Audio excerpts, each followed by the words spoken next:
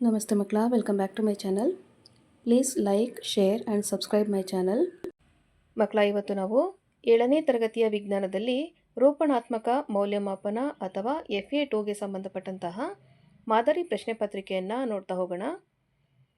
First heading ನೋಡಿ ಮಕ್ಕಳ, ಕೊಟ್ಟಿರುವ 4 ಉತ್ತರಗಳಲ್ಲಿ ಸರಿಯಾದ ಉತ್ತರವನ್ನು ಆರಿಸಿ ಬರೆಯಿರಿ. ಇಲ್ಲಿ ಒಟ್ಟು 5 ಪ್ರಶ್ನೆಗಳಿರುತ್ತೆ, ತಲಾ 1 ಅಂಕ ಸಿಗುತ್ತೆ. ಉತ್ತರವನ್ನು ಚೆನ್ನಾಗಿ ಅಭ್ಯಾಸ ಮಾಡಿ ಎಕ್ಸಾಮ್ ಅಟೆಂಡ್ ಮಾಡಿ ಮಕ್ಕಳ.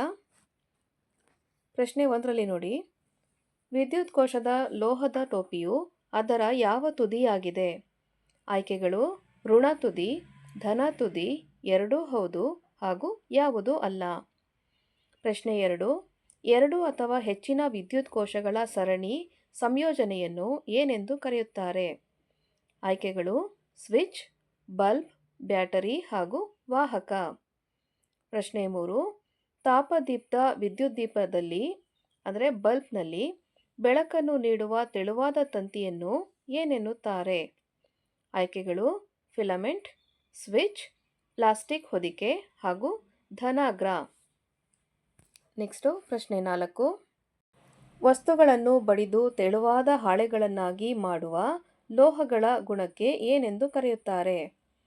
ಆಯ್ಕೆಗಳನ್ನ ನೋಡಿ: ತನ್ಯತೆ, ಕುಟ್ಯತೆ, ಶಬ್ದನ ಹಾಗೂ ವಾಹಕತೆ. ಪ್ರಶ್ನೆ 5, ಕೊಠಡಿಯ ಉಷ್ಣತೆಯಲ್ಲಿ ದ್ರವ ಸ್ಥಿತಿಯಲ್ಲಿರುವ ಏಕೈಕ ಲೋಹ ಯಾವುದು? ಆಯ್ಕೆಗಳು: ಸೋಡಿಯಂ, ಕಬ್ಬಿಣ, ಪಾದರಸ ಹಾಗೂ ತಾಮ್ರ. ನೆಕ್ಸ್ಟ್ ಹೆಡಿಂಗ್ ನೋಡಿ ಮಕ್ಕಳ, ಬಿಟ್ಟ ಸ್ಥಳವನ್ನು ತುಂಬಿರಿ. ಇಲ್ಲೂ ಸಹ ನಿಮಗೆ 5 ಪ್ರಶ್ನೆ ಇರುತ್ತೆ, ತಲಾ 1 ಅಂಕ ಸಿಗುತ್ತೆ ಮಕ್ಕಳ. ಪ್ರಶ್ನೆ 6, ವಿದ್ಯುತ್ ಮಂಡಲವನ್ನು ಪೂರ್ಣಗೊಳಿಸುವ ಅಥವಾ ಕಡಿತಗೊಳಿಸುವ ಸರಳ ಸಾಧನವೇ ಡ್ಯಾಶ್. ಪ್ರಶ್ನೆ 7, ತಮ್ಮ ಮೂಲಕ ವಿದ್ಯುತ್ ಪ್ರವಹಿಸಲು ಬಿಡದ ವಸ್ತುಗಳನ್ನು ಡ್ಯಾಶ್ ಎನ್ನುವರು. ಪ್ರಶ್ನೆ 8, ಅತ್ಯಂತ ಹೆಚ್ಚು ತನ್ಯತೆ ಮತ್ತು ಕುಟ್ಯತೆ ಗುಣವನ್ನು ಹೊಂದಿರುವ ಲೋಹ ಡ್ಯಾಶ್ ಆಗಿದೆ.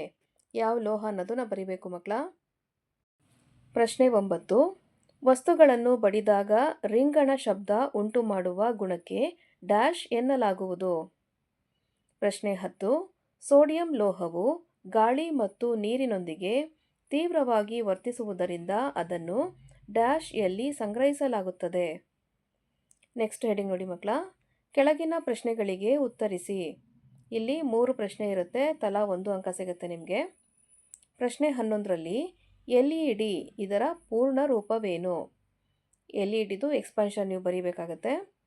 ಪ್ರಶ್ನೆ 12, ಅಲೋಹಗಳಿಗೆ 2 ಉದಾಹರಣೆಗಳನ್ನು ಕೊಡಿ. ಪ್ರಶ್ನೆ 13, ಮೆಗ್ನೀಷಿಯಂ ರಿಬ್ಬನ್ ಗಾಳಿಯಲ್ಲಿ ಊರಿದಾಗ ಸಿಗುವ ಬೂದಿಯ ಹೆಸರೇನು? ಮೆಗ್ನೀಷಿಯಂ ರಿಬ್ಬನ್ನು ಗಾಳಿಯಲ್ಲಿ ಉರಿಯುತ್ತಲ್ಲ ಮಕ್ಕಳ, ಆವಾಗ ಸಿಗುವಂತಹ ಬೂದಿಗೆ ಹೆಸರು ಏನು ಅಂತ ನೀವು ಬರೀಬೇಕಾಗತ್ತೆ. ನೆಕ್ಸ್ಟ್ ಹೆಡಿಂಗ್ ನೋಡಿ, ಕೆಳಗಿನ ಪ್ರಶ್ನೆಗಳಿಗೆ 2 ಅಥವಾ 3 ವಾಕ್ಯಗಳಲ್ಲಿ ಉತ್ತರಿಸಿ. ಇಲ್ಲಿ ಒಟ್ಟು 2 ಪ್ರಶ್ನೆ ಇರುತ್ತೆ, ತಲಾ 2 ಅಂಕ ಸಿಗುತ್ತೆ ನಿಮಗೆ. ಪ್ರಶ್ನೆ 14, ನೇರ ವಿದ್ಯುತ್ DC ಮತ್ತು ಪರ್ಯಾಯ ವಿದ್ಯುತ್ AC ಇವೆರಡಕ್ಕೂ ಇರುವಂತಹ ವ್ಯತ್ಯಾಸಗಳನ್ನು ಬರೀಬೇಕಾಗತ್ತೆ ನೀವು. ಓಕೆನಾ.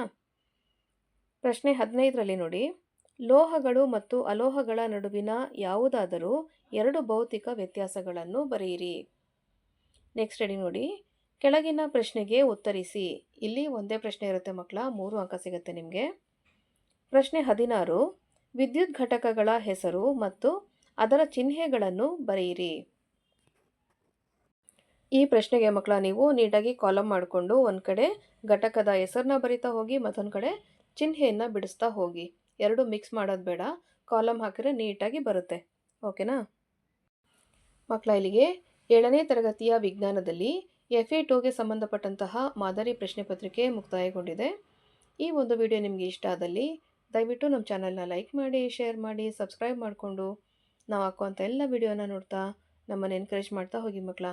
Thank you for watching. Bye bye.